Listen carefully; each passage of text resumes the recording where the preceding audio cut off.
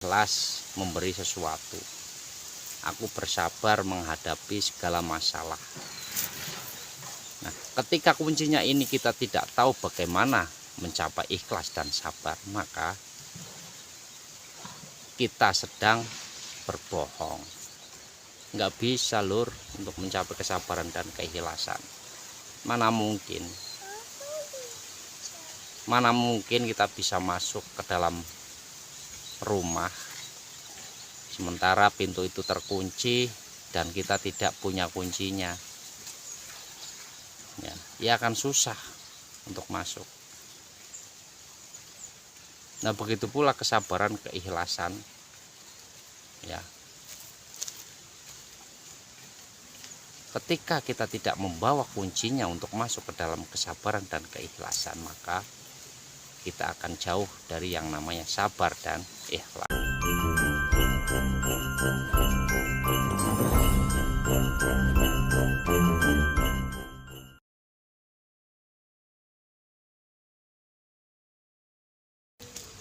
Assalamualaikum warahmatullahi wabarakatuh.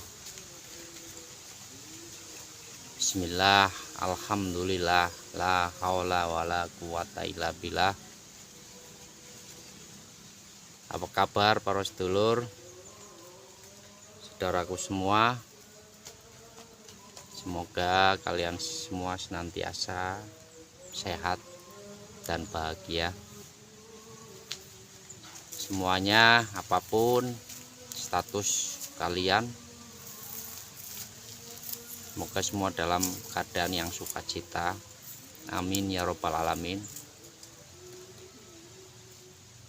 Para sedulur, saudaraku, dimanapun Anda berada, tema yang akan saya angkat pada kali ini mengenai kunci segala kebahagiaan. Ya. Kunci segala dari segala kunci. Nah, apa itu? Nanti kita akan mencapai yang namanya ikhlas. Kita akan bisa mencapai yang namanya sabar, ya. Dengan kunci ini, keikhlasan, kesabaran pasti akan diraih. Dan tentu ketika dalam sholat pun pasti khusyuk. Nah, apa kunci itu? Kunci itu ialah zikir rasa. Zikir yang paling rahasia di antara rahasianya zikir. Yang tidak asing kita sebut dengan zikir sirul asror, zikir yang tanpa mengucap lafaz apapun, zikir yang tanpa mengucap kalimat apapun, ya. Mana mungkin ketika kita tidak menjalankan teknik zikir rasa ini, mana mungkin kita bisa mencapai yang namanya ikhlas? Tidak bakalan bisa. Mana mungkin kita bisa mencapai kesabaran kalau kita tidak memegang kunci zikir rasa ataupun zikir sirul asror ini. Dan manalah mungkin kita bisa mengerjakan sholat tanpa kita tahu teknis, sedangkan teknisnya ada di sirul asror ini, kuncinya ada di zikir rasa ini. Nah, para sahabat, itu yang perlu kita tahu. Tidak ada satu amalan yang wajib kita kerjakan lagi kecuali hanya amalan menjalankan zikir rasa.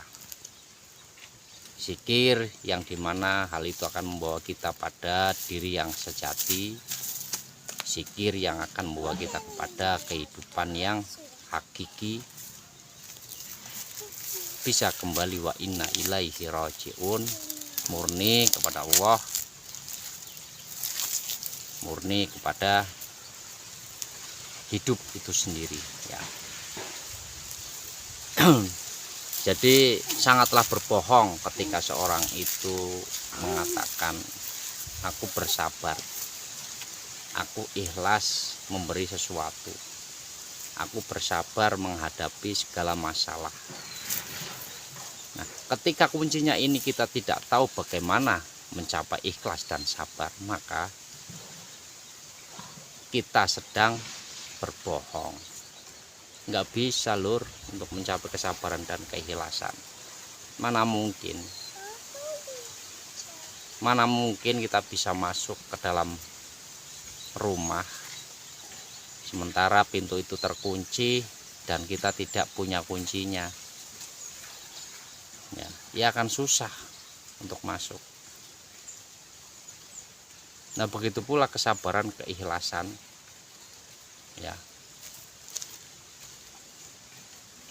Ketika kita tidak membawa kuncinya untuk masuk ke dalam kesabaran dan keikhlasan, maka kita akan jauh dari yang namanya sabar dan ikhlas.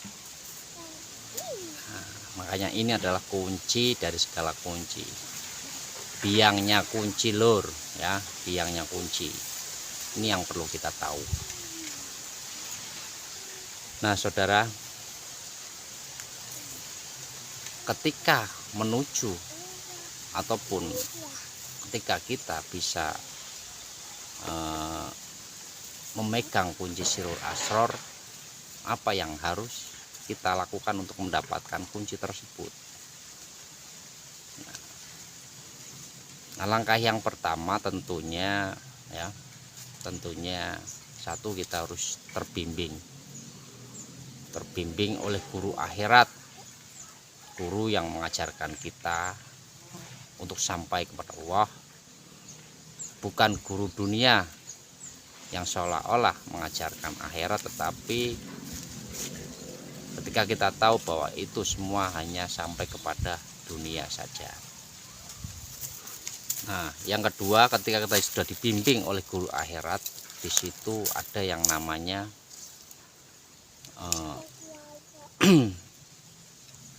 penyambungan tali ya. Artinya beralih dari kegelapan menuju ke alam terang, diikat kembali tali yang sempat terputus itu agar bisa tersambung kembali. Nah, hal ini nanti akan dibimbing oleh yang namanya guru akhirat. Nah, ciri guru akhirat itu bagaimana? Beliau selalu mengajarkan teknis bagaimana cara bisa bertemu Allah. Beliau selalu mengajarkan bagaimana caranya agar sholat bisa khusyuk. Beliau selalu mengajarkan bagaimana agar benar-benar bisa membersihkan hati dari segala kotoran yang melekat, kotoran keduniaan, duniawiyah. Itu guru akhirat pasti memberikan wejangan-wejangannya. Itu cirinya. Jadi ketika ada seorang yang membicarakan akhirat, membicarakan Allah, akan tetapi dia tidak memberikan teknis bagaimana menuju Allah, bagaimana agar bisa sampai pada Allah, bagaimana agar bisa sholat khusyuk, bagaimana memaknai puasa yang sesungguhnya, bagaimana berhaji yang sebenarnya. Ketika dia tidak bisa memberikan informasi ataupun memberikan kabar teknisnya, caranya bagaimana, maka ini sudah jelas bahwa ini adalah guru dunia saja. Sementara dia hanya menata jasadnya saja, hubungan hablum minanas. Sementara hubungan hablum minallahnya nol, tidak ada. Saya katakan demikian karena dia sendiri tidak mengetahui, tidak mengenal siapa Allah. Kan seperti itu loh. Allah bagi dirinya hanya sebuah nama, sehingga syahadat yang diucapkan aja hanya berhenti di lisannya ya.